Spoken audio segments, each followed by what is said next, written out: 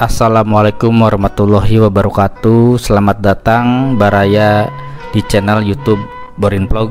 Di kesempatan ini saya ingin menceritakan kisah atau cerita rakyat dari Sukabumi, Jawa Barat tentang asal-usul Sukabumi. Bagaimana dongengnya? Silahkan disimak. Pada zaman dahulu, wilayah Priangan Barat termasuk ke dalam wilayah Kadipatian Pamingkis. Kadipatian tersebut dipimpin oleh seorang dipati bernama Rangga Bitung dan istrinya bernama Nyai Puntung Mayang. Pada waktu Kerajaan Banten dan Kerajaan Cirebon menyerbu Kerajaan Pajajaran, wilayah Pamingkis terkena imbasnya. Pada saat penyerbuan itu, Bupati Rangga Bitung terbunuh, sedangkan istrinya Nyai Puntung Mayang yang saat itu dalam keadaan hamil berhasil diselamatkan oleh seorang jaro atau lurah yang bernama Loa. Oleh jaro Loa, Nyi Puntung Mayang dibawa ke perkampungan di kaki Gunung Sunda yang letaknya tidak jauh dari Pelabuhan Ratu. Dalam perjalanan menuju Gunung Salak di daerah Cibadak, jaro Loa dan Nyai Puntung Mayang menemukan seorang bayi. Bayi tersebut kemudian dibawa serta dan diberi nama Wangsa Suta. Sesampainya di Gunung Salak, Nyai Puntung Mayang melahirkan seorang bayi perempuan dan diberi nama Pudak Arum, yang ketika beranjak remaja disebut Nyai Tanduran atau lebih dikenal dengan sebutan Nyai Pundak Arum Saloyang. Seiring perjalanan waktu, maka tumbuhlah Wangsa Suta menjadi seorang pemuda yang gagah dan tampan. Tingkah lakunya bijak, berkarisma, dan pembawaannya kelihatan lain dibanding dengan pemuda sebayanya. Ia mencerminkan seorang yang lahir dari keturunan Menak. Begitu pula Nyai Pundak Arum tumbuh menjadi seorang gadis yang cantik jelita. Akibat keduanya dibesarkan di tempat yang sama, maka sejak kecil sampai remaja hubungannya sangat dekat. Bahkan hubungan keduanya semakin lama semakin intim. Melihat gelagat demikian, jaro Loa dan Nyai Puntung Mayang berniat mengawinkan keduanya. Bahkan sebenarnya sejak kecil pun sudah diniati untuk dijodohkan. "Nyai, bagaimana kalau mereka kita jodohkan saja?" ujar jaro Loa. "Setuju, Ki. Kelihatannya mereka saling mencintai," jawab Nyai Puntung Mayang. Maka suatu ketika jaro Loa pun menyampaikan niatnya kepada Wangsa Suta tentang rencana pernikahan tersebut. Kontan saja, Wangsa Suta sangat girang mendengar rencana ayah angkatnya itu. Namun karena Wangsa Suta memiliki jiwa kesatria, terlebih dahulu ia mengajukan syarat bahwa sebelum resepsi pernikahan dilangsungkan, ia terlebih dahulu akan berkelana untuk menimba ilmu keagamaan dan kesaktian sebagai bekal dalam hidup berumah tangga kelak. Karena jaro Loa mengetahui watak anak angkatnya yang keras dan teguh pendirian, akhirnya ia mengizinkan ajuan syarat dari Wangsa Suta tersebut. Setelah mendapat persetujuan dan doa restu dari ayah angkatnya, maka berangkatlah Wangsa Suta untuk berkelana mencari ilmu.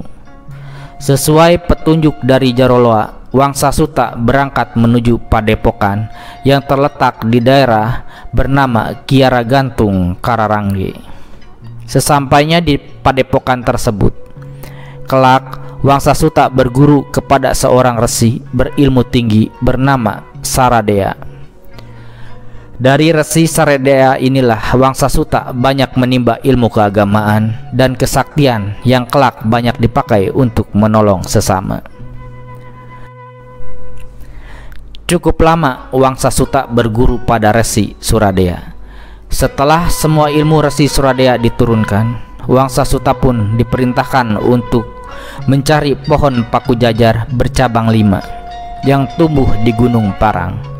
Letaknya sebelah barat Gunung Sang Hyang Purwa, yang kontur tanahnya miring ke sebelah selatan. Tanah lamping ini ditumbuhi pohon kole yang daunnya hijau dan bunganya berwarna ungu. Di tempat inilah Wangsa Suta diperintahkan oleh Resi Suradea untuk membuat padukuhan baru dan menyebarkan ilmunya. Sementara Wangsa Suta membuat padukuhan baru di Gunung Parang, lain cerita dengan calon istrinya, Nyai Pundak Arum. Setiap hari wajahnya muram, kemana-mana jalan sendiri tanpa ditemani sang kekasih Wangsa Suta. Namun meskipun sehari-hari wajahnya dibalut duka, kecantikannya tetap terkenal kemana-mana. Bahkan banyak pemuda dan bangsawan dari daerah lain berniat untuk mempersuntingnya. Salah seorang Demang kaya bernama Sukamukti misalnya segera memerintahkan anak buahnya yang bernama Kijaya untuk melamar Nyai Pudak Arum. Kontan saja lamaran tersebut ditolak karena Nyai Pudak Arum setia memilih Wangsa Suta. Mendapat penolakan tersebut, maka Kijaya marah. Bahkan untuk meloloskan niat tuannya tersebut, Kijaya berniat menggunakan jalan kekerasan dengan cara menculik Nyai Pudak Arum. Rencana penculikan pun berjalan lancar. Nyai Pudak Arum berhasil diculik dan dibawa oleh Kijaya ke hadapan Demang Sukamukti. Namun keberuntungan berpihak pada Nyai Pudak Arum. Sesampainya Nyai Pudak Arum di hadapan Demang Sukamukti, sang Demang mendadak meninggal dunia. Akhirnya Kijaya pun mengembalikan Nyai Pudak Arum ke tempat tinggalnya semula di kaki Gunung Sunda yang terletak di Pelabuhan Ratu. Cerita belum usai.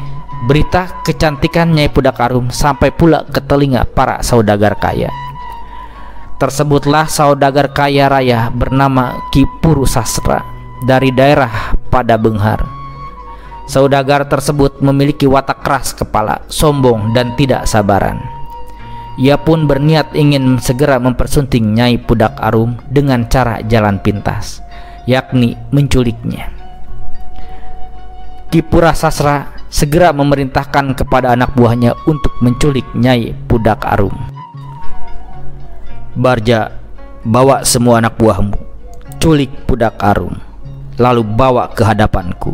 Kalau berhasil, aku akan memberimu imbalan yang setimpal," ujar Ki Puru Sastra pada centengnya yang bernama Barja.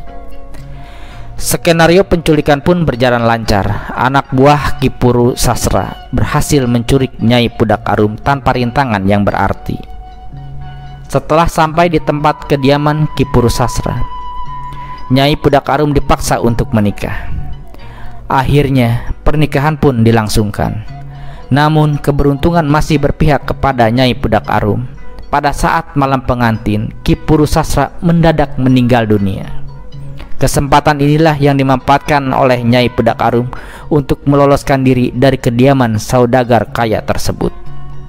Akhirnya Nyai Pudak Arum pun dapat kembali berkumpul dengan keluarganya. Setelah dua kejadian penculikan menimpanya, bukan berarti kehidupan Nyai Pudak Arum sudah tenang. Kini berkembang isu di masyarakat bahwa dirinya punya ilmu pelet dan kesaktian yang tinggi. Semakin hari semakin banyak saja laki-laki baik pemuda biasa maupun bangsawan yang ingin mempersuntingnya. Namun karena kesetiaannya pada Wangsa Suta, semua lamaran ditolaknya. Penolakan bukan berarti masalah selesai. Di antara pelamar itu kemudian ada seorang Demang bernama Raden Kartala dari daerah Mangkalaya. Namun penasehatnya melarang untuk mempersunting Nyai Pudak Arum. Dalam pandangannya, Nyai Pudak Arum adalah seorang putri yang memiliki kesaktian tinggi dan menyarankan untuk menangkap lalu membunuhnya. Raden Kartala pun menuruti nasihat tersebut, kemudian memerintahkan anak buahnya untuk menangkap Nyai Pudak Arum. Skenario pun berjalan mulus. Anak buah Raden Kartala dapat menangkap Nyai Pudak Arum dengan mudahnya. Namun ketika Nyai Pudak Arum akan dibunuh oleh algojo Raden Kartala, tiba-tiba Wangsa Suta datang untuk menolongnya. Perkelahian antara Wangsa Suta dengan anak buah Raden Kartala pun tidak dapat dielakkan. Sebelumnya, Wangsa Suta menyuruh Nyai Pudak Arum untuk pergi terlebih dahulu menuju ke Gunung Parang, mencari padukuhan yang terdapat paku jajar berdahan 5. Namun sayang, rencana tersebut terendus oleh anak buah Raden Kartala yang lainnya, sehingga Nyai Pudak Arum tertangkap di perjalanan. Kemudian Nyai Pudak Arum dibawa ke Pulau Putri di kawasan Pulau Seribu. Sementara Wangsa Suta setelah berhasil mengalahkan semua anak Raden Kartala, ia segera menyusul calon istrinya ke Gunung Parang. Namun ia sangat kecewa dan sedih karena Nyai Pudak Arum tidak terdapat di tempat tersebut.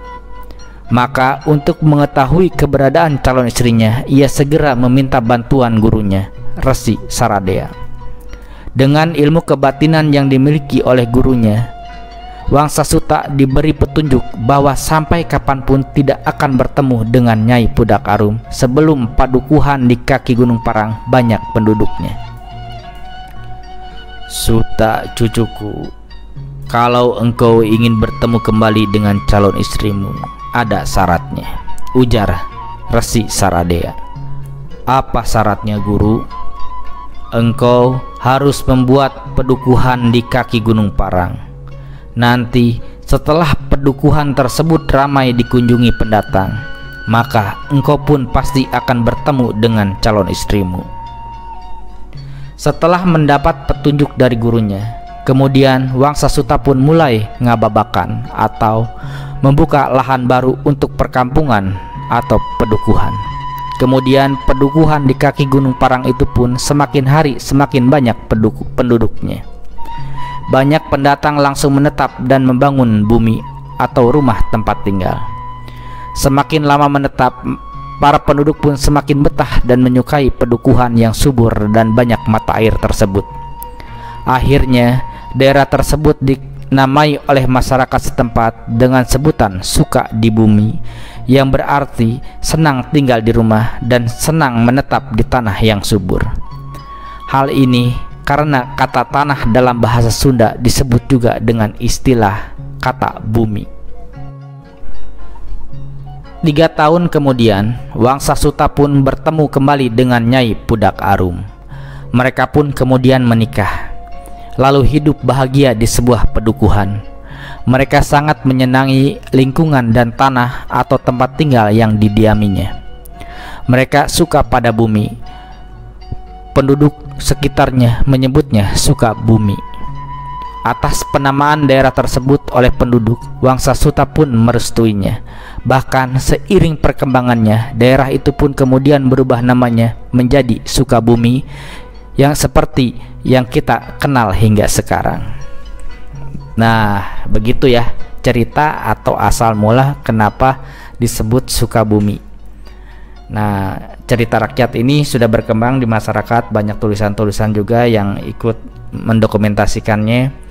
Mudah-mudahan dongeng ini ikut memperkaya hasanah sejarah khususnya tentang Sukabumi. Mudah-mudahan juga ada manfaatnya bagi baraya yang mendengarkan dongeng di Borin Vlog ini. Kurang lebihnya mohon dimaafkan. Assalamualaikum warahmatullahi wabarakatuh.